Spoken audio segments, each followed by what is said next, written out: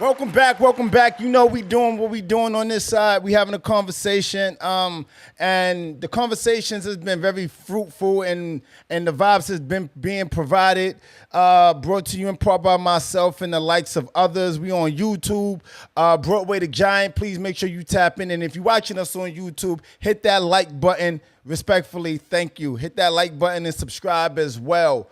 There's been a lot of things going on in the news and the media, but you know, some things deserve our immediate attention more than others. And although we like to fraternize and feed the animals, sometimes, you know, it behooves us to tap into a more serious tone topic and talk about what we need to talk about, right? And part of what we need to talk about today, shout out to my guy Lindell and what he doing in his spaces as it pertains to, his clubhouse spaces, Black Therapy. And I believe that's the name of the club. Please correct me if I'm wrong. But my guy Lindell had a room topic, and he linked it to us. And I felt as though it would be very, very fruitful if we could unpack some things as it pertains to the overturning of Roe versus Wade. And behind the scenes, he said, I think it was the right thing for Black families. And with that being said, I said, hey, man, I think we need to loan that title to what we doing in our respective spaces. And he was like, all right, cool, I'm here for it. So let's see if we could get Lindell here at some point this evening. We'll get him here and around. But we're having a conversation about overturning Roe versus Wade and it being the right thing for Black families. That's what we're about to have a conversation on. So as you guys tap in, I want to get it from you all.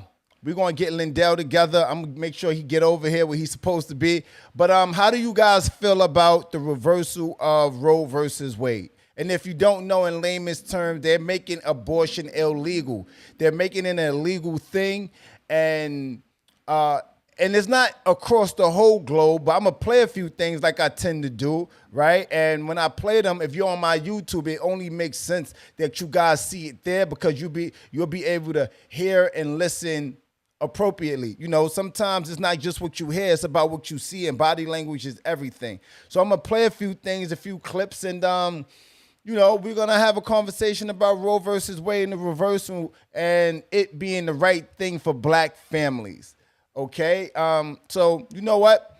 Let me do that. I'm going to play a few things, and you guys go to my YouTube. Clubhouse is pinned up to the top. Instagram is still on my bio. And Facebook, Broadway the Giant. You should be watching us on YouTube by way of Facebook. So let me play a few things, and we're going to come right back. Y'all know how this go, right? It's going to pause on Instagram. Here we go.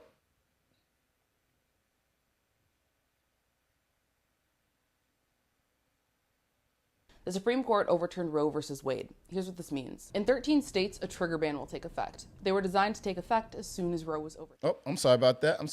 Let's do that again. The Supreme Court overturned Roe versus Wade. Here's what this means. In 13 states, a trigger ban will take effect. They were designed to take effect as soon as Roe was overturned. In states without trigger laws like Alabama, Georgia, and Indiana, laws banning abortions will likely take effect in a few weeks. In states like Pennsylvania, Wisconsin, and Michigan, abortion access will largely depend on midterm elections. If anti-abortion Republicans win their races, they'll have a clear path towards banning abortion access. There are many states that have laws explicitly protecting abortion rights. In these states, abortion will likely remain accessible. In these states, abortion will most likely remain accessible. All right, so we're having a conversation about Roe versus Wade, and that was just the beginning of it, right? Because there's other aspects and other components to it as well. And what those other components look like is like this. Tap in with us, live on Broadway podcast. Here's some more information. Why Canadians should care about Roe v. Wade. There are tons of insightful videos that explain exactly what's happening, so we're going to watch and then talk about it. Just a short time ago, a majority of the court ruled that each state should decide whether abortion should be legal or illegal. The 1973 ruling that established a constitutional right to abortion has just been wiped away. Roe was still in place, federal law prevented all states from banning abortions prior to the third trimester, but now that's gone. 13 states already have quote-unquote trigger laws that ban abortion as soon as Roe is overturned. The Attorney General in Texas and Louisiana, for example, have already stated that abortion is now illegal in their state. And I'm very afraid of the world that we're walking into, where my only options if I get pregnant are being forced to have a child against my will or going to prison for life if I get found. Now, before I started my career in sports reporting, I used to work for the Canadian Broadcasting Corporation, which is a huge news outlet up here in Canada. And one of the most popular topics whenever I listened to politicians across the country was abortion rights. And although the States does their own thing and we don't have to agree with it, it's like Canada is CC'd on every email. We cannot take reproductive rights for granted. And the hypocrisy of it all is the fact that just yesterday, the States was celebrating the 50th anniversary of Title IX. Now, what is Title IX? It's a law that bans gender discrimination in education and in sports, which means equal scholarships for both men and women. Now, why is that relevant? Because that applies to the NCAA. Up in Canada, it's called U Sports. It applies because Canada has a very similar rule to that, and that's because we were CC'd on the email. Not in a literal sense, but I'm saying what our neighbors do does influence Canadians. The overturn of Roe v. Wade is taking a huge step backwards, 50 years step backwards. And now the real issue is that this is where it only begins, not stops. What's to stop them from taking away contraception? Now, I'd like to think that we're not affected by this in Canada in any way, shape, or form, but I can almost guarantee you there are politicians that are celebrating this right now up here. It's not like the child support's increasing, and it's not like women's protection in other ways against assault is changing. It is just a power trip against women. And if our neighbors, who are supposed to be first world, can make that change, don't think it's not possible in Canada too. Wow.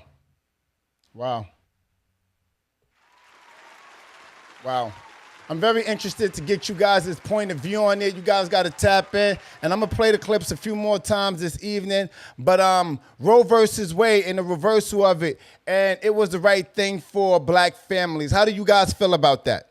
Tap in with me, Clubhouse.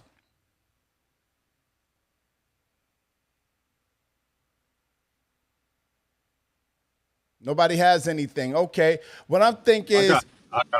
All right, tap in with me, please. It's okay.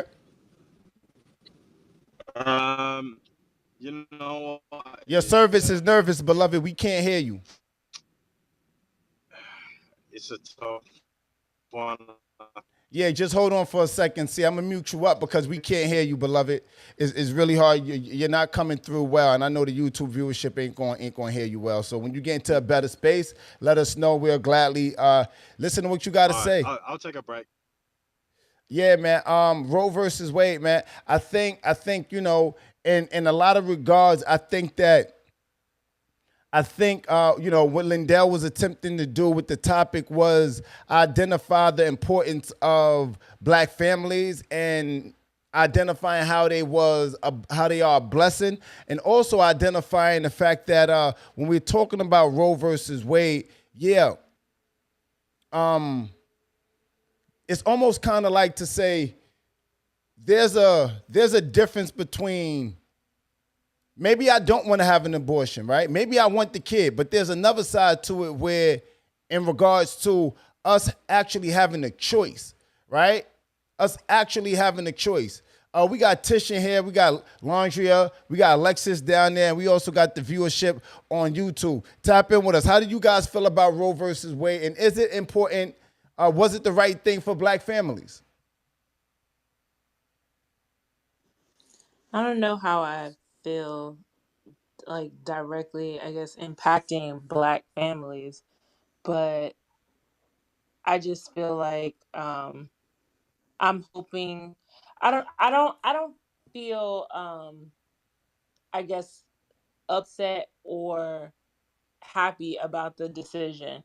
I just think that because it is something that is impacting us, it's gonna open up more dialogue. I've said this before, and in a couple of the Clubhouse forums, that I'm hoping that it means that we're gonna have more conversations about contraceptives, or maybe it's going to, empower people to be more responsible if you're going to be sexually active, because I don't think that that has been a thing, because you know that you have the option of being able to terminate a pregnancy if you decide you don't want the baby or not. So I think exactly. I couldn't agree more. I think we need to start being a little bit more mindful of what we're doing and stop worrying about what everybody else is doing, right? Because if we're being mindful and holding it down and doing the right thing by way of ourselves, you know, we got to ask ourselves in the black families and in these black families, is it the right thing? Because I think, all right, so you know what? Before I go on, let me ask you this: do you feel as though you want the option to do certain things, or are you okay with the way that it is, and they just make rules and they just do as they want to do, so forth and so on? Because if this is the first, if this is a new country, I mean, if this is supposed to be the land of the free, home of the brave, how free is it? And what's next if they are making those decisions for us?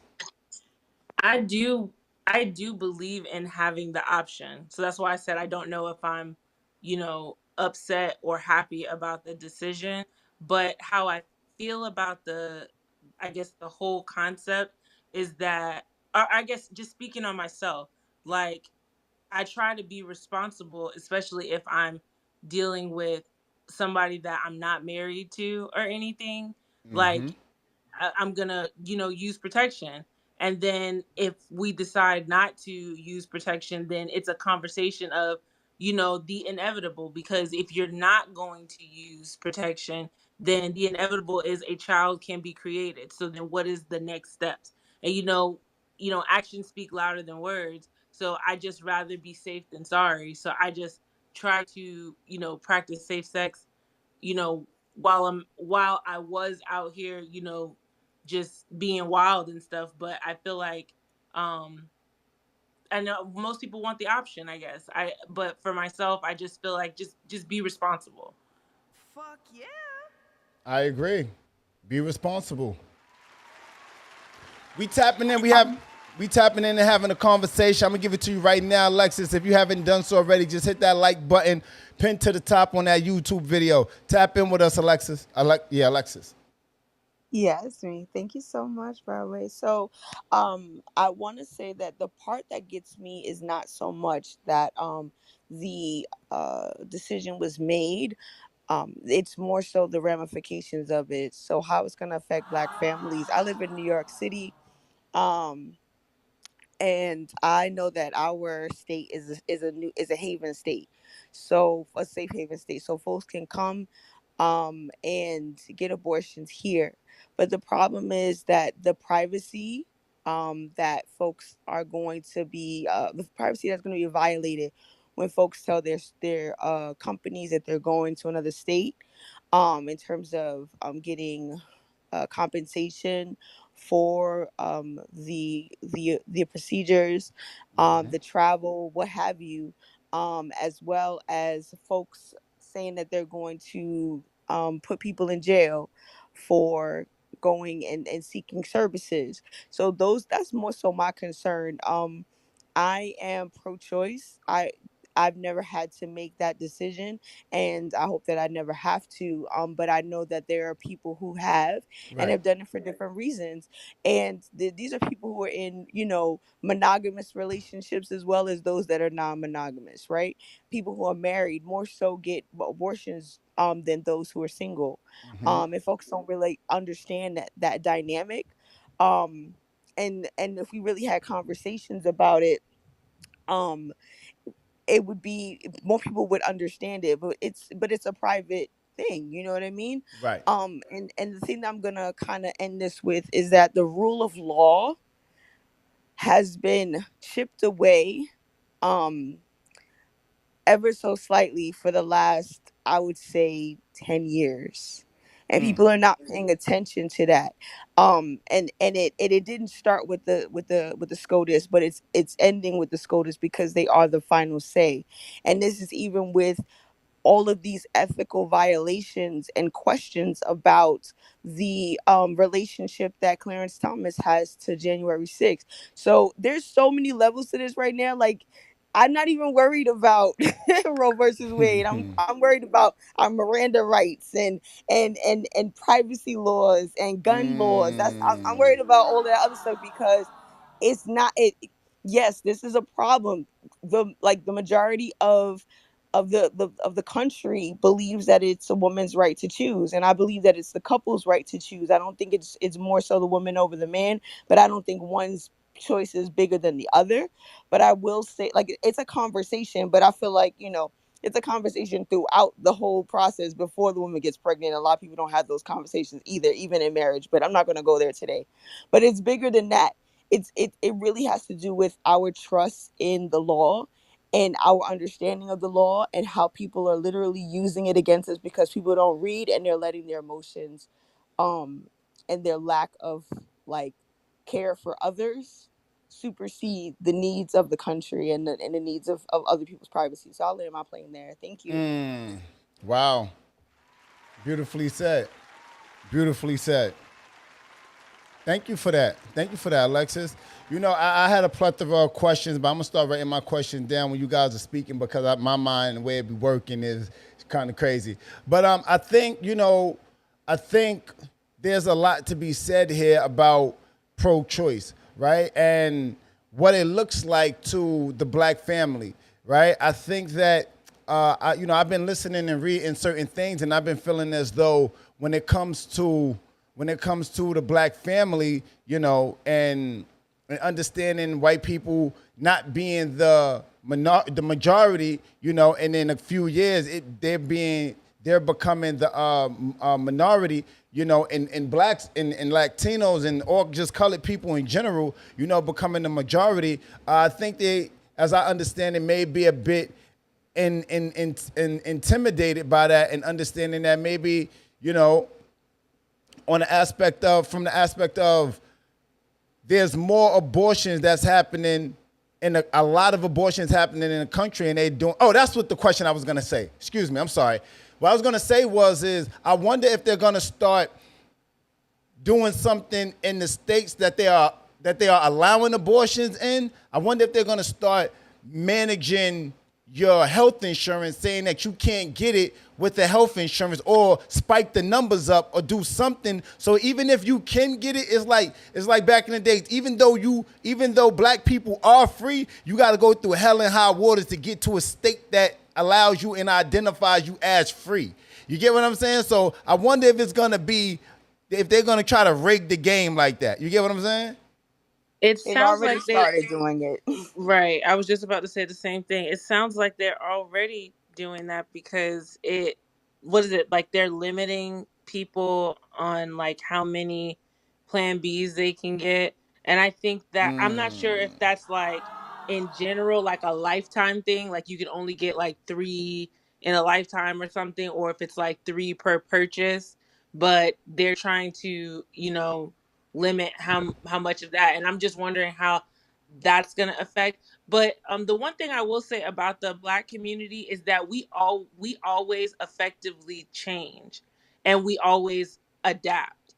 So even though this is happening, like we like just through history, it's just in our DNA to always adapt to certain situations. So I'm just wondering what the positive, effect of change is going to be since this is happening. I wonder too if our health insurance, right? If your health insurance, when you go get an abortion, excuse me, if that's going to be shared. Like, oh, you got an abortion, you can't get this type of job, or just those little trickeries to trick you out your position, so forth. And you get what I'm saying? Like, I can jump in there, Broadway. So there's something that I saw on the news like last week about women in the military who are being deployed to states that are denying abortions. They have to get permission to leave the state, to leave the base in what? general, but to leave the state, in general, you have to get permission to leave the base or the state. for anything. So they would have to disclose that information, and women don't feel safe to say that, and are asking to not be sent to certain states in case, they need it. Particularly with a lot of the, abuse and assault that's been happening in the armed forces, but we're not going there about that today. No, But at but, the no, we not. But yes, there do be a lot of crazy stuff happening in the military. We'll wake that up another day. Wake that up for real. right. So but this also has to do with the privacy laws. And then I also read something about women who are being denied birth control, that their birth control Now, why would you prescriptions go have do that? ended, that they have ended their birth control, and it's not covered by the insurance anymore. Yep. So look, check this here, right? You know, at the top, it always starts at the bottom, right? At the top, it always starts at the bottom, right? And a lot of people, when I was younger, I really didn't care about certain things. But now being a full-fledged adult, a whole adult, it seems as though the things and the rules that's taking effect up top is coming from us. Because there's a lot of black people to this day that still don't vote, right? If we keeping it 100 with us, right? And then when we are voting, we aren't voting for the right people. We're voting for the popular people, the people that everybody is voting for, right? I didn't vote for Obama because he was black. Hello? I voted for him because he stood in alignment with a lot of my beliefs. And I think a lot of black people at times, they stand in alignment with the popular thing and not the thing that they actually did their recon work on. Right? Like, it's important to tap in and actually do the research and have somebody break it down to you in layman's terms, because a lot of times politicians be talking fast and moving slow. You get me? And we need to sometimes have things broken down. Like when I walk into meetings, business meetings, and somebody talking too high tech and they using words I'm just not familiar with, I'm like, listen, man, this ain't gonna work if I don't understand what you guys are talking about. So excuse my naivete, but just break it down in layman terms and let me know what it is. You get what I'm saying? Because at the end of the day, we need to know what's happening. We need to be able to patch in with the right information. With the right information. You get me? So tell me how you guys feel about that. And please hit that like button up top. I mean, hit that link up top and hit that like button on that YouTube video. Tap in with us. Are we saying, sorry, oh, you wanted sorry, two things.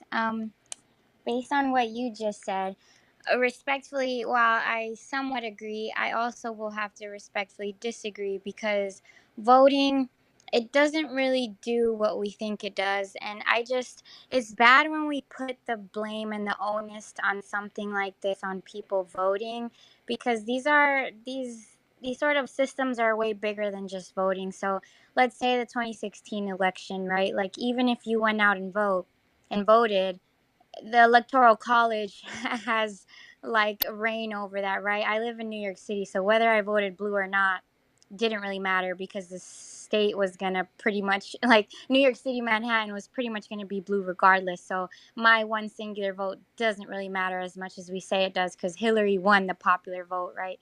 And besides that, voting doesn't, it just doesn't do it, right? Like, even Obama, like the things you said about him aligning with your beliefs, like, he did a lot of shit that didn't really align with like most of us. And even Biden now, right? Like, he said, as soon as he got into office, he said he would codify Roe v. Wade, and he did not, right? The only reason it was even possible to overturn it was because it wasn't codified. And he didn't do that. Obama didn't do that. None of his predecessors did that. None of the Democrats that we so-called believed in, none of them did that. So I don't know if voting is really the answer, because even when we vote, these people and these systems don't really have our best interest. And that's one thing. And then the second thing, are we saying that it's true that Roe v. Wade was the right thing for Black families, or are we arguing against it? First things first, let me say this. What up, though, Dan Patrick? I'm going to come to you in a second, Dan. I'm going to read these comments. Okay, so you're saying that voting really doesn't matter. Is that what you're saying? I just want to be clear on that.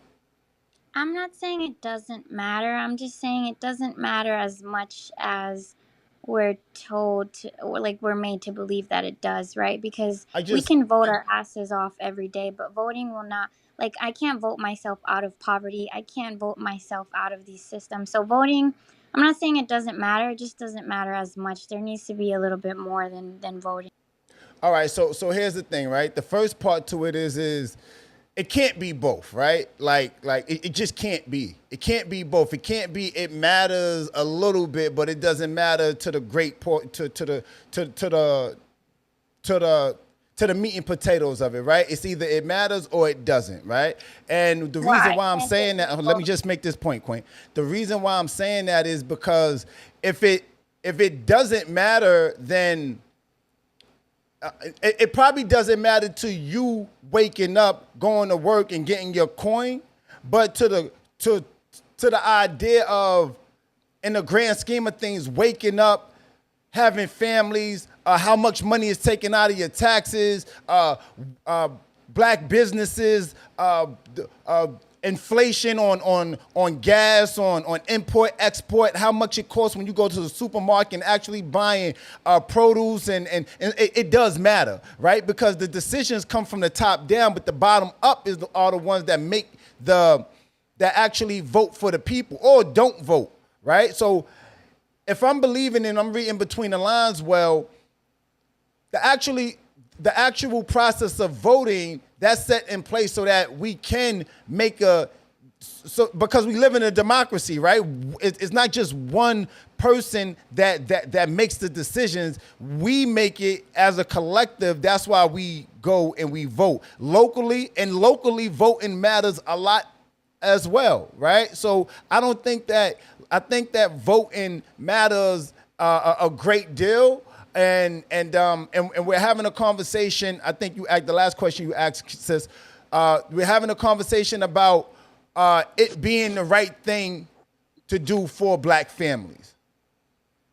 Okay, I hear you. I'm just saying that we don't live in a true democracy, right? We live and it's a two-party system, so therefore the pendulum will always swing one way and then back the other way and then back the other way. So all I'm saying is, I'm not saying don't go vote. I'm just saying that in terms of what you're talking about, like these grand scheme things, it'll be one way for 4 years, for 8 years, and then it'll go back for the next 4 years. Like, it doesn't actually, like, the system is in place the way it is. Like, it doesn't mean what we're actually saying that it means. Like, even when people voted, we don't consider popular vote, at least for the president. We consider electoral college votes, which again isn't really what the people wanted. Like, the person who won the popular vote didn't get presidency. Like, and even when we're talking about like state and local taxes and things like that, that's true to some extent. If we were voting in our best interest, if we wanted to pay less money, we would vote red. But we don't do that because we care about each other and other people. So just all I'm saying is that it matters to some extent, but it doesn't change most of our lives drastically, right? The things that would are far, far beyond voting, right? Like having access to healthcare, having fair and equitable wages and things like that. That goes well, well, well, well beyond voting, right? Like whatever's on the docket is not going to take me out of Okay. poverty if I'm already poor. Is all I'm saying. Okay, so you said something, and I thank you guys for allowing us to have this exchange back and forth because it does lend to the bottom line. We appreciate it. Shout out to Dan. I'm coming to you in a moment, Dan. I promise you that I am beloved. What I want to say is this, right? You said true democracy. I need points of reference, right? And I often ask for points of reference because I want to know, what do you associate with true democracy, right? If we're talking about democracy, give me a point of reference as to another state, another instance that true democracy actually exists. Because if we don't have anything to compare it to, then how do we say it's not true? Well, just based on what words mean, right? Like, a democracy is a system of government by which the entire population, or eligible members of the state are acting through elected representatives. So if the popular vote doesn't matter, that means it's not a true democracy. If what the people are asking for is not what's happening, that means it's not a true democracy. Even Roe v. Wade, 70% of the US population thinks that people should have access to abortion, and that has been denied. That means that we are not operating in a true democracy just based on pure definitions, is all I'm saying. So we cannot really vote our way out of that, is what I'm saying. I appreciate that. I appreciate that, Queen. We move the conversation along. Shout out to Dan Patrick on YouTube. I appreciate you tapping in, beloved. He said, in my opinion, this is why other races of people raise their politicians from the ground up. They choose the right candidates to represent their own people. Ain't nothing wrong with that. Nothing wrong with that. Tap in with us. How you guys feel about the conversation thus far? Dan Patrick also said the only options for abortion is the only options for abortion if a female was either raped or molested. Okay, I get you.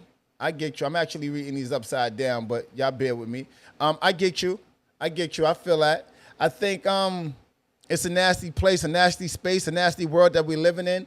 You know, I think people don't like change. I think, you know, as a collective, we definitely don't like change. Just as children, we don't like change. You go to this school, that school, you feel like my friends are still over there. You know, we often compare our today's to our yesteryears. And inside of doing that, we never get a chance to actually appreciate what's happening right now for as it is. You know, we always stay caught up in I'm waiting for this to happen, or I'm waiting for that to happen, instead of, or I'm trying to get to this bag, or I'm trying to get to that bag and pay this, instead of just appreciating the bare fact that we have breath in our lungs and we got another day to get right the things we got wrong yesterday. Shout out to Latoya. I see you checking in. She said, I think because COVID-19 took out a lot of our population, and how we get it, no abortion. Okay, I think she's saying that abortion, because COVID took out so many people, they're trying to force the birth. They're trying to force us to have babies. Tap in with us. How you guys enjoying the conversation, if you guys are? Tap in with us. Clubhouse, what it do?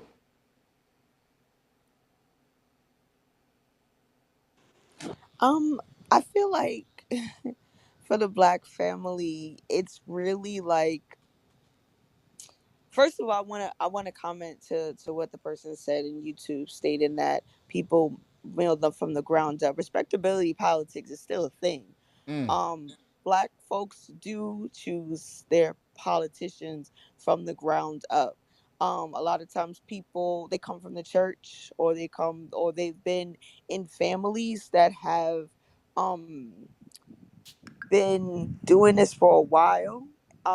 They may stay in local politics. They may not go, further up into more national politics, but they're there. Don't think that um because people don't follow our like what you personally believe, is that all the Black people are a monolith and we all think the same way, because we are actually notoriously conservative, even though we vote Democrat. So there are a lot of Black people out there cheering about Roe versus Wade being overturned. Absolutely, particularly those who are older, who it won't It affect won't as much, affect them, right? or they're thinking, oh, I want grandbabies and I can have them now. And I know people think like that, unfortunately, Wow. and not thinking about, what's going on with the personal lives of this generation.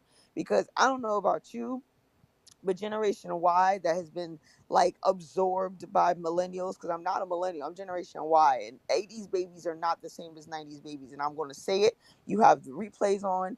I've said it, and it can be recorded and heard again. I am Generation Y. I'm not a millennial. We think differently, and we have challenges that, in fact, would are us having children is not even, it doesn't even make sense because we have loans and we our housing is trash. Like, we're not getting, our wages don't match the needs that we have. People are making these choices and having children later and later, or having one child in the Black community as well, because we have too much going on personally to be able to have children all willy-nilly. um just to be fair, based off of the ruling in the draft, this was about viable babies, but it wasn't about viable babies for our community, because I haven't heard that our birth count was going down as low as it is for other communities. So that's a thing. And then also, and I'll land my plane here because this is a big thing. You know, men tend to have conversations about pregnancy and having babies and their legacy and this, that, and the third, not understanding how risky it is for a woman to have children. First of all, it's risky to even have a uterus in the first place because it's just it is prime for a lot of issues that men don't even know about. Like, they turn their face when we talk about our periods and things that have been happening. um even in the midst of the COVID vaccine, and I don't know if anybody's seen the Reddit post, but people are spontaneously having periods after being in menopause for years Got you. after taking the COVID vaccine, stuff like that. And people Yeah. are not having those conversations. So if you're not even talking about the stuff that happens before pregnancy, you are absolutely not ready to have conversations about what happens during pregnancy, when women can die, literally die, while carrying somebody's child. Wake I up. want you to have my baby. You trying to tell me you want me to possibly die? That is love, absolutely. You know what I'm Hey, saying? but look, And you know and what that's an too issue though. in the Black You, community I you don't know what even know. too. You know what too. And I'm gonna spread the wealth right now. I just think that I don't think it's a man thing. I think that women too. Like, you guys know what it is, but a lot of you guys take birth for granted. You get what I'm saying? I just think it's a blanket statement. I think that there's a certain amount of men that don't know, and they're misinformed. And I think there's a lot of women that may be informed, but they just don't care, or right now isn't the best time because they got XYZ going on. But we want to spread the wealth. Shout out to Mr. Abracadabra. We got Marbell up here with us. We got 21 Keys. We got Allison back in Benoit. What up, though, ladies and gentlemen? And shout out to Dan Patrick. Okay, yeah, I wanted to tap in with you, Dan, because I wasn't sure if you was in the States or not, but I know that you in the States. All right, cool. I wanted to see what that was like. I want to play a few other things, too, because I got a few clips to play, and a few clips that I've already played, and I'm going to play them back. What up, though, to Sincere up on Instagram with me. I'm coming to you in a moment, beloved. Just bear with me. I want to play a clip, right? But before I do play this clip, by Chev, just flashing mics. Just flashing mics, right? And if you choose not to, that's on you. You don't have to flash it because the questions, sometimes people be a little bit antsy about answering for whatever reason or another, right? I guess that's the old school thing. But if you voted for when Trump was going against Hillary Clinton, if you voted for Hillary Clinton, flash your mics. And put a 1 in the chat. Put a 1 in the chat if you voted for on YouTube, on Instagram. Put a 1 on Facebook. Put a 1 in the chat if you voted for Hillary Clinton. Flash your mics on Clubhouse if you voted for Hillary Clinton. Or you had plans to. All right, cool. Flash your mics if you voted for Trump. Put a 2 in the comments if you voted for Trump. A 1 in the comments if you voted for Hillary Clinton. All right, cool. A lot of people. All right, I don't know who you flashing to, Alexis, but that's cool. It's okay. So I'm gonna play something, and this is what I mean about voting, right? This what I'm about to play is what I mean about voting. All right, cool. Latoya voted for Hillary. All right, cool. So I'm gonna play something. YouTube is gonna freeze. I'll be right back. I mean, Instagram is gonna freeze. I'll be right back. Check this out.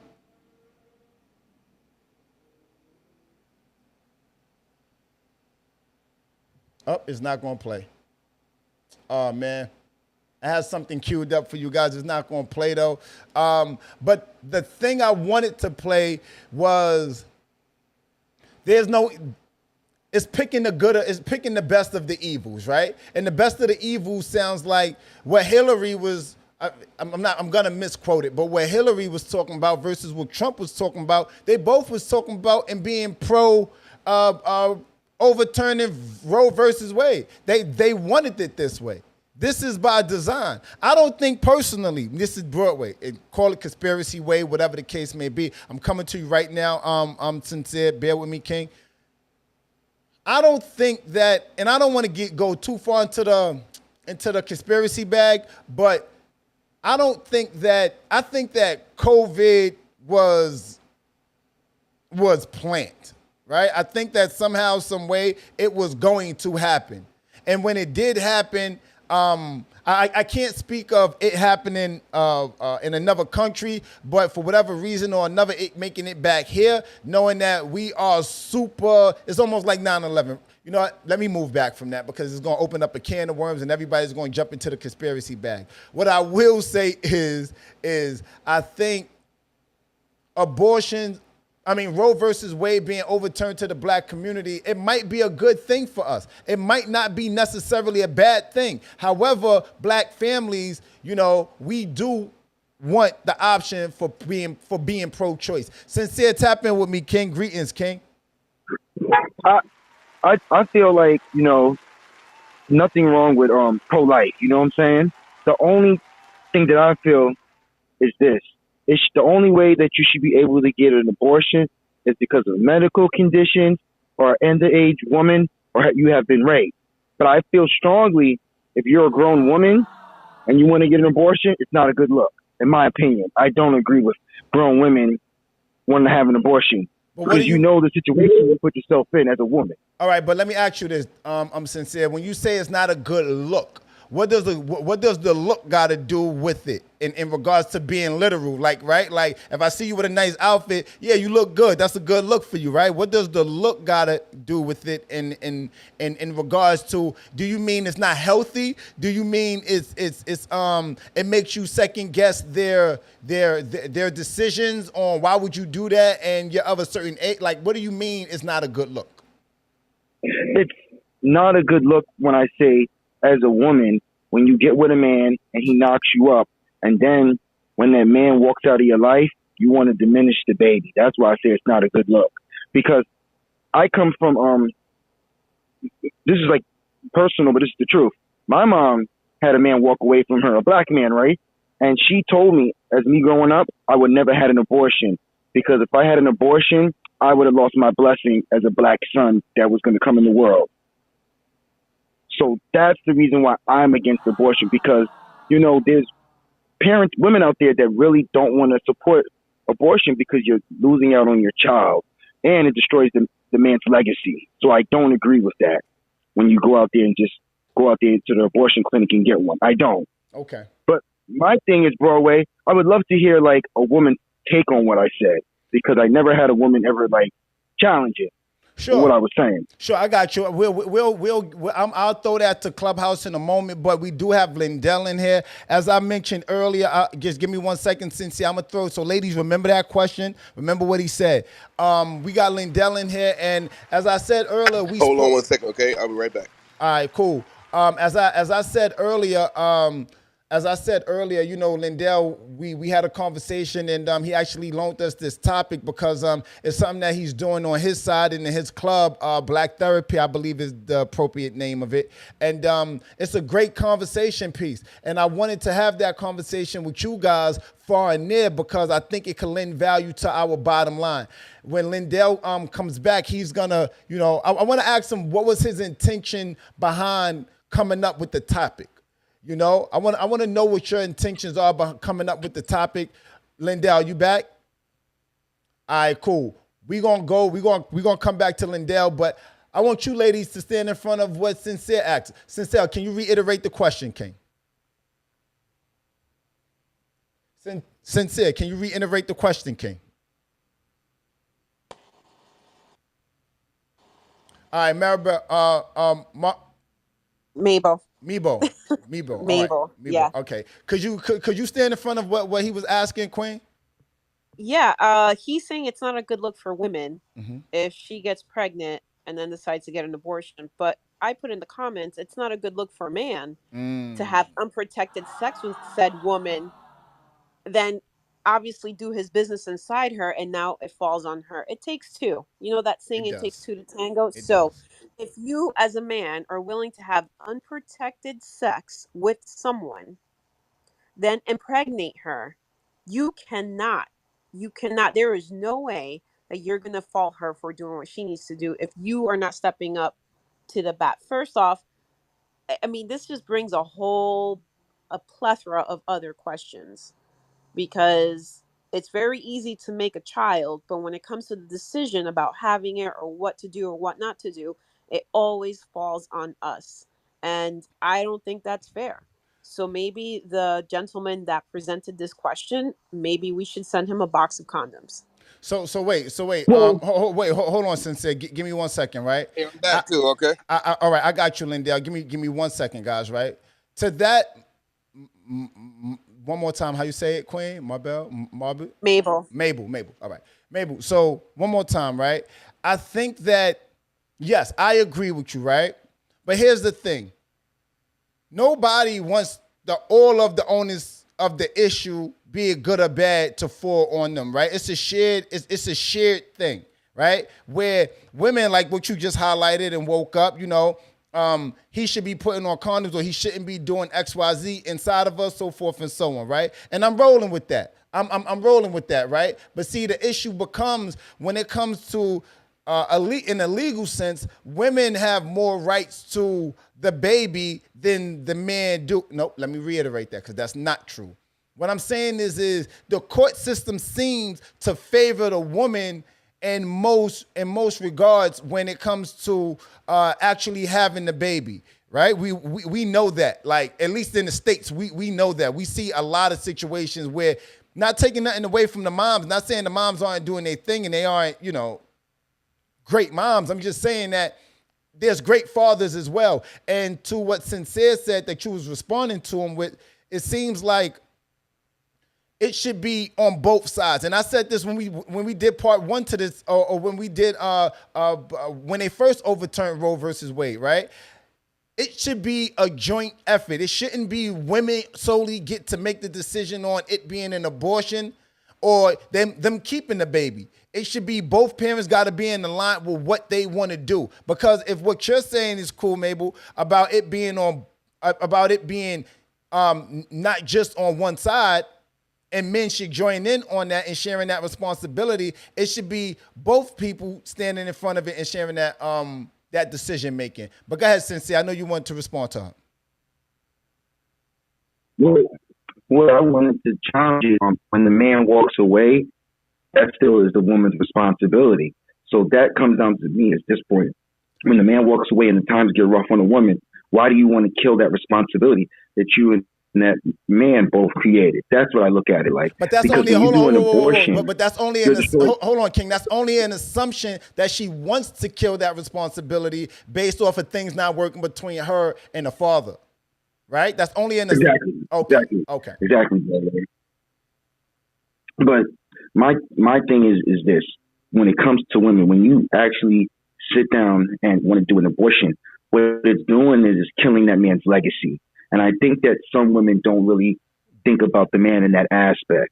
For me, I'm looking at it as a man. If I had got a woman knocked up and things happen, the last thing that I want her to do is say, I'm going to kill the baby. Because that's the legacy that I created. We don't have to be with each other anymore. But I want the baby to be killed. For me, in my opinion. Well, Sincere, right? So here's the thing, and this is what she said, and I would have to agree with what Mabel said, right? It's not just destroying your legacy, us men legacy, right? Yeah, sure, the baby takes our name, so forth and so on, but she also has a legacy, right? And women legacy traditionally is often women's legacy are traditionally tied to men. Right? Because traditionally, women take the man last name. Men don't take the woman last name. So her legacy is directly tied to us men. How do you feel about that, Mabel? I mean, I'm still stuck on this whole like if a man walks away. No, I'm straight Yeah, up. yeah. I'm being honest right now. So Sure. let me get this straight, Sincere. You're with a chick. You knock her up. You guys don't work out. She sees you for who you truly are, right? So she sees your true colors, and she's like, "Yo, I am not about this life." Clearly, you're not about her because you walked away, and she gets an Mm. abortion. Now you're looking at her side eye when you're the one that walked away. It makes no make it make sense. How does this fall on her? And why are you out there making mad babies everywhere? You know what I mean? Like if you're going to get someone pregnant, if you and if even if it's an accident, let's say you go out, it's a one night thing, the condom broke, whatever, right? Because things happen in life and you get pregnant and you talk to that person that helped you get pregnant because it's not the immaculate conception, all right? You're not a flower. You needed someone to help you get pregnant and you guys talk about it and you both decide, listen, we are not ready for a child. It should not You should not shame that woman for having an abortion just because you couldn't get a vasectomy. Hey, hey, That's hey, all. I'm going to land my plane there. hey, Mabel, let me say this to you, right? And I want to spread the wealth because we got a lot of people in here. I want to tap in with everybody. But let me say this here, right? Statistically, right, the numbers show that women more so often leave the relationship, right? For whatever reasons, good, bad, whatever the case may be, we ain't gonna get into those particulars, right? Because we talking about Roe v. Wade, right? Women traditionally, women systemically leave the relationship. I'm talking about 70 to 90% of the time, right? So I hear what you're saying, and there's validity to it for the other 30 to 10% that a man actually leave. But if we're standing in front of him saying, destroying legacy and men and a woman, and you saying a man leaving, I'm kind of confusing myself. So let me yield my mic. Yeah. Yeah, I'm starting to confuse myself. There's a lot going on. I'm sorry over here. It's all, but we're talking about the child before it's even born, not the child after it's born. So let's Okay. make that line of distinction. Yes. All right. Yes. So we're talking about before it even starts gathering cells. That is where we're at. If the man walks away before the first trimester and you decide to get an abortion, you shouldn't feel ashamed to do that, and there shouldn't be a, oh, it's not a good look for you. Really, because what's not a good look is you just randomly having sex with women, getting them pregnant, and then doing whatever. Because that's what he said. Why you walk away, but that's your legacy. How is that your legacy? You walked away, dude. So, can I say something, Mabel? We're gonna go to you, King, and then we're gonna spread it out to everybody in the room. Tap in with me. But you know what's not right? A woman going to the abortion clinic and not even consoling the man, letting him know that his seed is about to be gone. That is not right. No, I don't agree with that. No, 100%, and I stand on it. Yeah. I have to agree with that as well. I definitely have to agree with that. I don't think that's fair at all. And Mabel, just to tell you, Mabel, thank you for what you're saying, because me and you can agree to disagree, but I still respect you, Queen, at the end of the day. Thank you. Thank you. I appreciate that. I like that camaraderie. Thank you. Let's spread the conversation along. My guy Dan Patrick tagged in. He said to piggyback what he said. To piggyback what the female's saying about democracy, we live in a republic. When we live in a republic. I'm here for it. Another person said in the comments on Instagram, they said, would you be for child support during pregnancy? How you guys feel about that? Oh wait, Lindell is back. I'm gonna reiterate that question. Lindell is back. Lindell, tap in with us, King. I've been talking to the people. I want you to give us a little bit of insight on what your intention was and how you feel about the topic that you designed. All right. So, all right. So my thought process in this, like me and my sister, we get into it about a lot of things, but this is something we came together and we started thinking about. And I gave a perspective of, Roe versus Wade gave us a legal binding reason to be irresponsible black men and black women. Just let's go kill the baby because of our emotions and feelings. So therefore, it killed our potential family right? It killed potential families. So we thought we could be white, and white people said they could have a beautiful family and they could feel good about their family. Well, what we would do is we would go kill our potential family because we didn't believe that in family, first and foremost. Second part is when we made a mistake, guess what happened? It's okay to go take that mistake out by making another mistake. And we became comfortable with that. So we broke. So what we traditionally did was we now have broken families. Because guess what? More than likely, a woman had one or two abortions. So we took family for granted. So we had these things systemically drilled into us. It was almost like it was created for like we was free to do this, right? We were so enslaved that we was free to kill our own families now. Like, damn, we can go kill our families just because we had no emotionally bonds. Or this is a good one. We ain't got enough money to be able to take care of kid, but not understanding the kid was an asset that we could actually put the work and make money with, right? So we didn't want that responsibility. So it all came down to responsibility and accountability of the reason why I believe now that the black family can, without Roe versus Wade, we can now think about and plan our family and believe in our family versus kill them off. And I truly am passionate about this because I've watched people kill off families, potential families, just because quote unquote we couldn't afford it. Wow. Crazy, right? Can I Wow. can I ask him a question, Broadway? Go for it, beloved.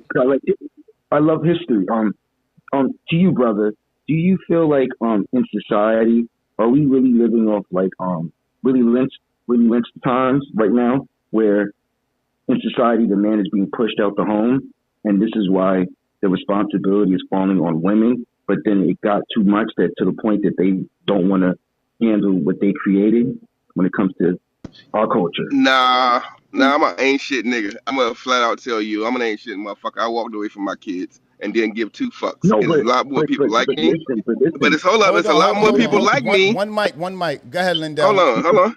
It's a lot more people like me, but we won't man up and say we want it because we were irresponsible as black men. We didn't want to we didn't want to be irresponsible black men and just speak to who we were. We wanted to blame a woman. We wanted to blame society. No, motherfucker. You're talking to one. I did not care. I said I will go make money. The hell with my son. But guess what? My son never gave up for me. So I stopped being an ancient nigga and I said, no, I will fight for other men to tell women, hey, I want shit as a man, and I want to be. I'm working hard as hell to be a better man. And second, I'm sorry for what I've done, and I will never fall short of my kid, and I will never fall short of you either. So that's what we need more men to stand up and say we want shit because we didn't understand leadership. That's it. Wow, I just wanted to hit a round of applause for that because you stood, give me 1 second. You stood in front of that, King. You stood in front of that, Lindell. And there's a lot of men that don't hold themselves accountable. And I just, God damn it. I think and it's not to excuse the mistakes you made, but it's to stand in front of it and say, you know what, more men need to stand in front of the actually holding themselves accountable and recognizing where they went wrong and knowing that, hey, another day above ground is another chance to get right the things we got wrong yesterday. So shout out to you, Linda. I appreciate you tapping in that vulnerability, beloved. Sincere, you wanted to respond to him, or was that Shantae? Oh no, I just wanted to speak to the brother. I appreciate you even saying that because my father was the same type of man, like that ain't shit man, and left my mama with the child by her own. But the thing that I respect about you is because you took ownership to it. Like my father personally would never take ownership of what you just said. He would never admit that he was an ancient man. He would never admit that he was the problem in the family structure. And my father has paid homage to my mother and told her, thank God that you never had an abortion because I would have never got to see my black son. So I do respect the women that don't go for the abortion because it's us kids that are suffering at the end of the day that don't have the parents at home. Hey, it's like this. It's really real. Hey, Lindell, thank you for that. And I'm sorry, bro, but this is personal for me. This is good for me. No, it's like a personal thing that I really put at my family structure. No. I speak on it like this. Yeah, no, I get it, King. Don't worry about it. Nikki Tyson said that she appreciates your vulnerability as well on Instagram. She said she respects his honesty, and she also agrees with what you said, Sincere. So let's break this out, right? Because there's been too many men talking. Respectfully, I've been hearing too many men's voices, including my own. I want to get it from some of you ladies, man. I want to get it from the Bennies. Tap in with me, Benny. How you feel about the conversation as to how we arrived to the topic, and what Lindell said as well, Queen. So I just wanted to speak in regards to first, I think that when you have a conversation like this, it's important to just speak on the history of Roe versus Wade. Did you speak on that? Because I did come in a little late. Yes, I The played. inception of it. Yeah, I played a couple of clips that highlighted it. But if you want to go a little bit further, feel free to No, do so. I'm talking about who is Jane Roe. Did you all talk about that? No, ma'am. Okay, so You right on I think time. I think giving context to that, I think helps to create a better framework for the conversation. So J. Rowe was a pseudonym. That wasn't her real name. Her real name was Norma McCorvey. When she was 21, she had gotten pregnant for the third time. The first time she got pregnant, she lost custody of her child to her mother. The second time, she gave the child right up for adoption. This was her third pregnancy. She wanted to get an abortion. She had a very traumatic childhood in life, all of that. Um, there were two, she was in Texas at the time. There were two lawyers who were in their mid 20s, fresh out of law school. They needed a big case to essentially fight for abortion rights and legalize it within the state of Texas. And they needed a plaintiff that they could use as a way to essentially get their agenda made. They actually asked Norma McCorvey to. So in Texas, you needed a particular certain reasons as to why you would need an abortion. You couldn't just get one because you wanted one. So at the time, if you were raped, for example, that was a way to get around that. She actually told the courts that a group of Black men gang raped her. And so when she said that, this was a story that she held onto for years, for decades. And, she said that these group of men did that to her, it violated her. And the story was made up. It was completely made up. And then years later, eventually, so basically, back in 1973, 1972, one of those years, um, they finally legalized abortion. But by that time, she had already given birth to her daughter and gave the daughter up for adoption. Years later, she became a born again Christian in the 90s. She admitted that it was a lie, what she said. Yep. And then she became an anti abortion advocate up until her death, which was in 2017. So I just think that, putting full context behind it is important because she was a young woman at the time, and the two lawyers used her as a vehicle for their own particular agenda. And she sort of just went along with the wave because she just wanted to get her abortion, and that was it. And again, the context behind them willing to put her in a position to lie on a group of people who were never even involved, I think that also speaks to the framework of the story. And so I just think that needs to be put into context too when we have this discussion. And I'll park it there. Nah, thank you for that, Benny. We needed that history lesson. Appreciate it. Appreciate it. Go ahead, Ab. I see you flashing. Can you look like you scratching your neck, like you itching to go? I'm gonna put you in the game, coach. Put me in, coach. That's why I didn't say anything. I came in. I didn't know how far you got. I didn't know if anybody mentioned it, but I definitely I felt like a woman should have mentioned that, or brought that up. You know what I mean, during this conversation, because it is very valuable information to understand what we are fighting for. What especially people of color. Your room is filled with people of African descent, melanated people, Black people, and to know where the origin of Roe versus Wade came from, and to put a extra oomph on it. What were the two lawyers? What were they, male or female?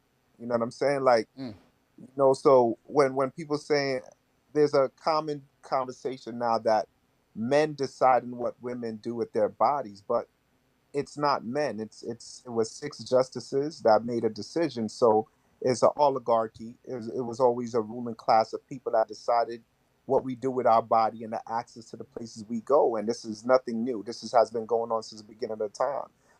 But it's just when we have these conversations and we going at each other, or oh, men doing this and men shouldn't do that. It's not men. It's always been a ruling class of people that dictate where we can go, where we can't go, and they create these situations in which we now bring back to our home, our place, like live on Broadway, and we go at each other to try to find understanding, but don't know who to target Who or the why target to is? target.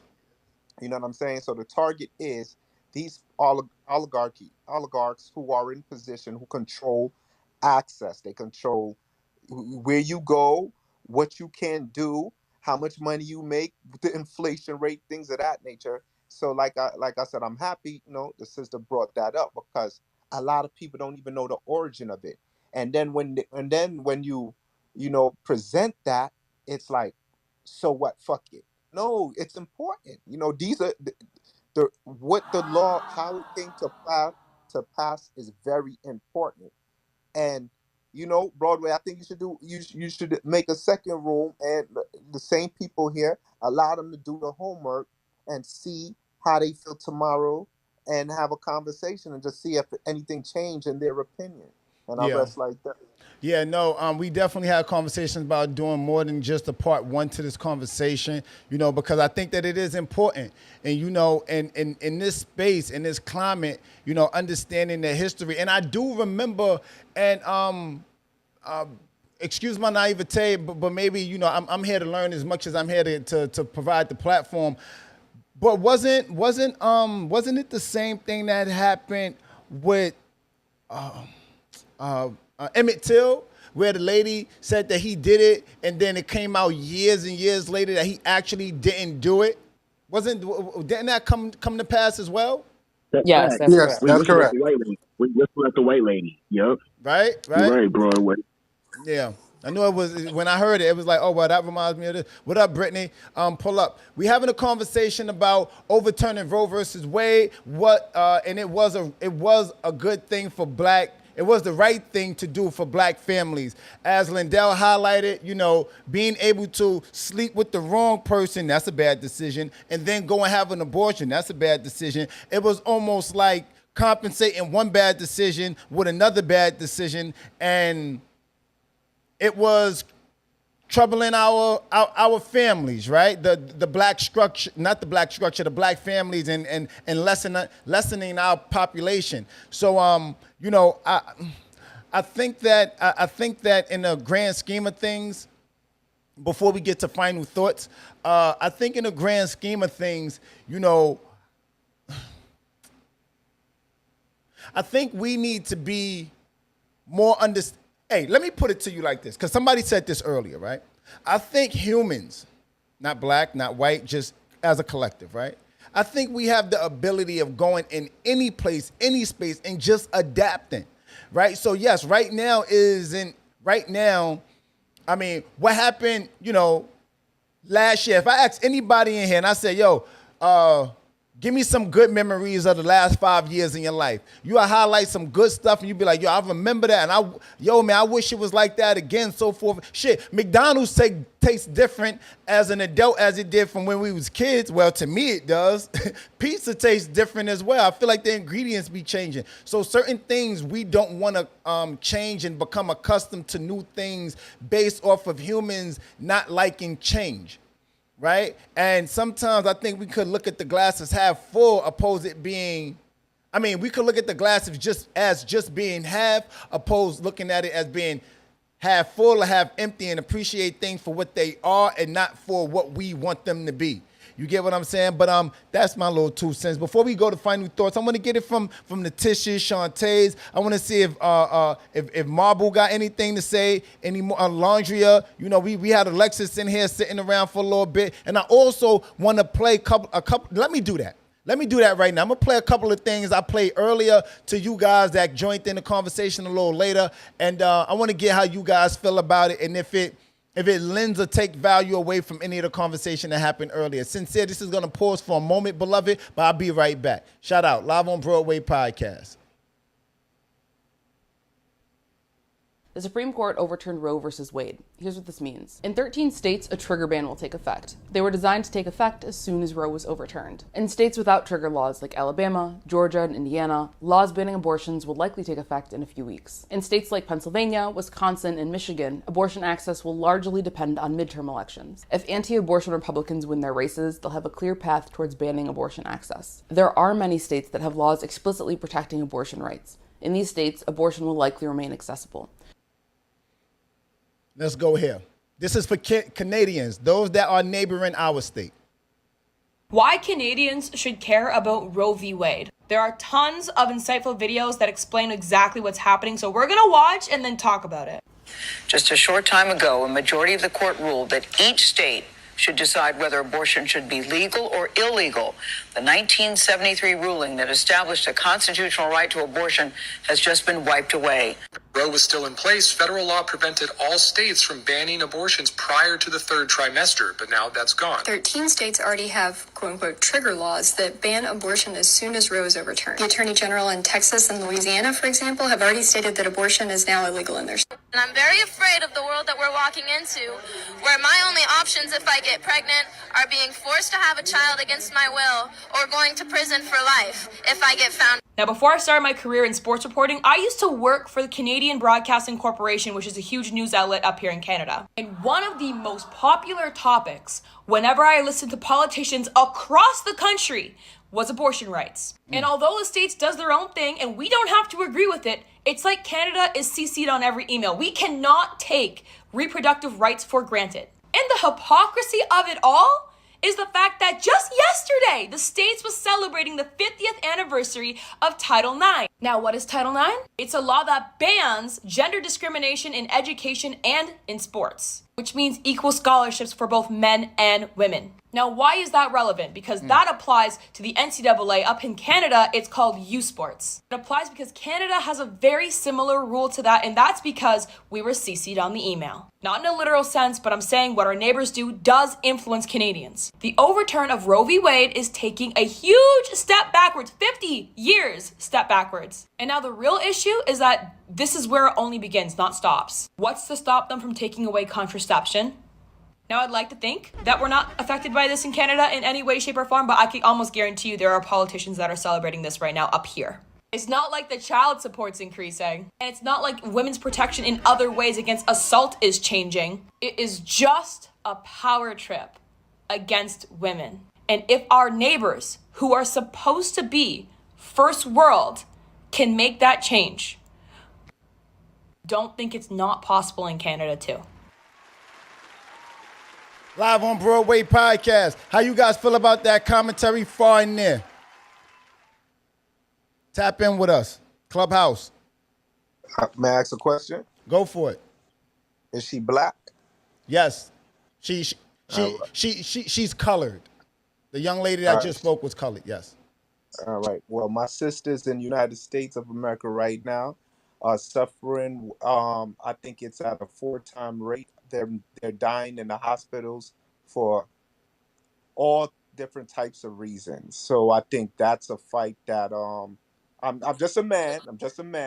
But I think my sisters should focus on, or not only my sisters, we should focus on why are our women dying in the hospitals. Fuck Roe versus Wade. You know what I mean? Roe versus Wade is everybody. Why are my sisters dying in the hospital at a rate higher than everybody else? You know what I mean? So my whole thing is, let's focus on shit that impact us first, then anything else. Because if a sister go to the hospital and she fucking die, fuck a Roe versus Wade. You know what I mean? But that's just me though. You know what I'm saying? So I always put black issues before anything, because in this society that we live in, you're not a woman, you're black first, clearly. So you're black first, and you are being treated black first. When you go into when you walk into that hospital, you could endure more pain because you're black. You don't need as much as much medication because you're black. So black first issue, we deal with Roe versus Wade after. You know what I mean? But I stopped like that part. Nah, you came in shooting guns up. You came in shooting guns up. I think that hey, let me say this, right? A few things. Yes, what you're saying is important, right? However, people don't want their rights taken away, right? This is why they're focusing on it, right? Another thing is, when it comes to what's we much rather divide and conquer. Black women, much rather talk about the ain't ish dudes, and the black men much rather talk about the ain't ish women, right? Instead of just recognizing the skin tone and we being allies and saying, you know what? There's a certain thing as being a parent that D woke up in yesterday's room. Where when you're a parent, there's certain things that we should apparently push aside and say, you know what, this is for the betterment of raising our kids together, right? And it's the same concept that should take place when being black. It shouldn't be, okay, we got these type of women out here that's black and they moving in a certain way, and men that's out here that's black and moving in a certain type of way, but it's much easier to divide and conquer, I believe, opposed just coming together and just for the commonality of being black.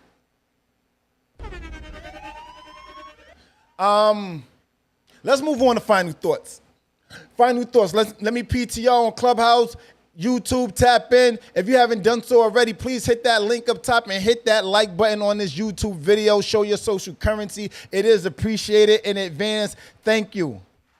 Let's move on to final thoughts. I want to go from the top down, and Instagram, you want to be brought up or leave your comments in the comment section. YouTube, please feel free to leave it in the comment section. I'm going to highlight it, read it to the folk, and get the folk to respond to it. And Clubhouse, I'm going to start with you, Allie. How you feel? Final thoughts. Overturning Roe versus Wade was the right thing to do for black families. Tap in with us, Queen Allie. Queen Allie, are you by your mic? All right, D, tap in with me, King. Are you by your mic, beloved? Benny, what it do, shorty? Just whatever side you're on, just do your due diligence. That's all. Lindell, what it do, man? Final thoughts. Final thoughts. Laundria, tap in with us, Queen. I still stand where I stand. I just feel like just be responsible, because at this point we just have to adapt to what's going on. That's it. I appreciate that. Tish, how you feeling, Queen? Final thoughts on Roe versus Wade being the right thing to do for black families. Alexis, what it do, shorty? I think it's bigger than just the Roe versus Wade, and we have to really pay attention to making sure that our voices are heard all around when it comes to rule of law, because people are making decisions for us and not thinking about us at all. Charlie, I'm with that. I appreciate it. Yeah, but haven't they been doing that for our whole existence in this country? That ain't nothing new. Hold on. I came to you for final thoughts, D. Do you have final thoughts, D? Nah, I ain't got no thoughts on that at all. So I'm good. All right, cool. 21 Keys, final thoughts. Man, I'm lost for words right now. I got you. Yeah, sometimes these topics be like that sometimes. Ab, final thoughts, King.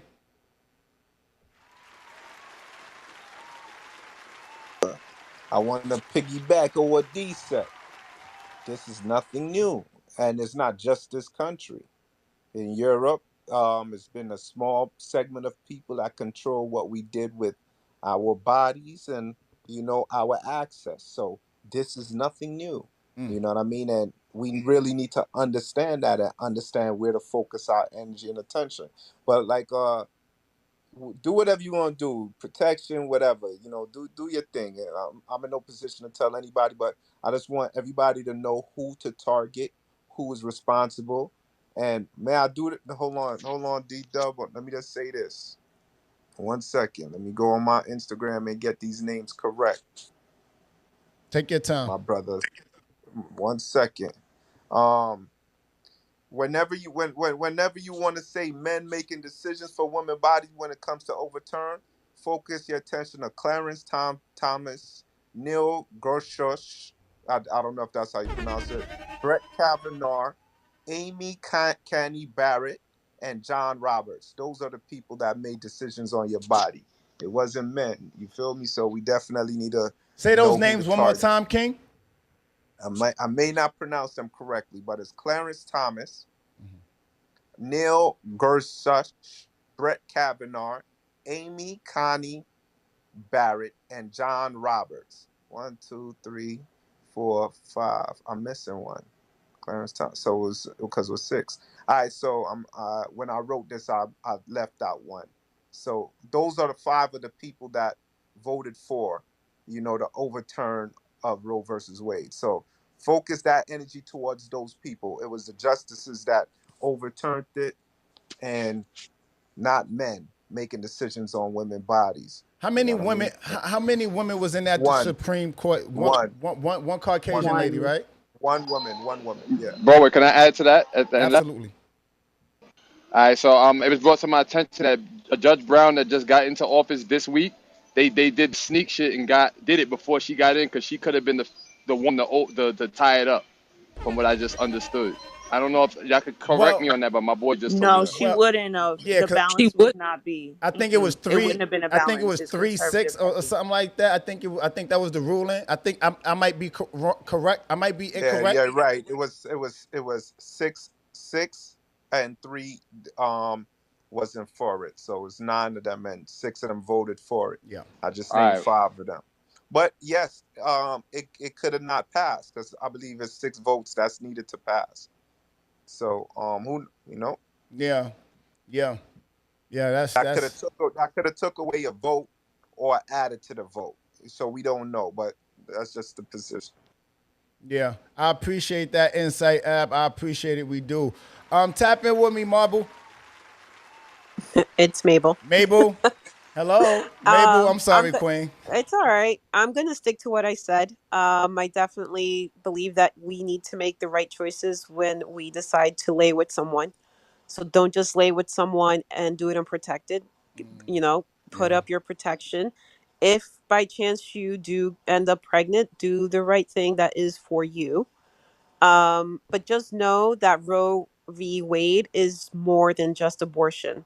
Okay, it's a multifaceted law. It affects a lot of different things, including IVF for those couples that really want to have a baby and can't. Okay, it affects contraception. It affects women who have difficulties getting pregnant and lose babies. It's it's a ripple effect. So it's not just cut and dry, black and white abortion. There's other things involved. So do your due diligence and do your research. And if you are a man, talk to women who have had abortions and hear them out because you'll be surprised to know that a lot of women had to do it for medical reasons or because of situations. So when you have these conversations, do it with an empathetic and compassionate heart and just be open minded. I'm And done. can I add something to that too, like Yeah. also too, a lot of the times that when I hear men talk about this discussion, they only um talk about it from a standpoint of being promiscuous. And just like she said, there's different reasons why abortion, because in some cases, if you don't have abortion, you're gonna die. And then also too, and I think How that, few are how few versus how few are those instances, if anybody knows, versus the former. but see, that's the thing though. The men who's speaking on it, they don't even have statistics on how, in terms of how many, people are being No, aborted by. no, that's fine. I'm asking for now, like But right now. Do you do? I the stats on that. That's why Google is free, so you can look at the stats yourself. All right, cool. But when So hold on, Tish. Hold on, Tish. Hold on. Let's move the conversation along. Let's go for final thoughts. Shantae, are you by your mic, Queen? Final thoughts. Brittany, are you by your mic, Queen? Final thoughts on the conversation. All right, cool. Let me give my final thoughts. I think that it's very important that yes, what a lot of young ladies echo, having conversations, right, with women to understand what they may be going through, right.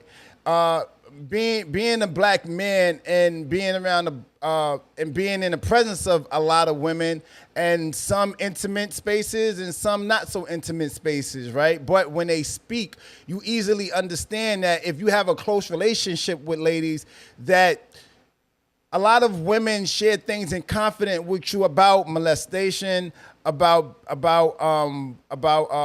pedophilia, being abused by a pedophile, just a lot of different situations that a lot of women have instinctively, that a lot of women have in common, but a lot of people don't know about, right? So I believe, and I said this when we did when we reported live on the overturning of Roe v. Wade, that it's our duty as men to stand in alignment with things that we don't understand sometimes, because it affects the bottom line. I don't got to necessarily know what it is to be a woman or have my rights taken away to that regard, but I understand what it is I can only imagine, right, what it's like to actually have rights taken away from you, right, where this is my body.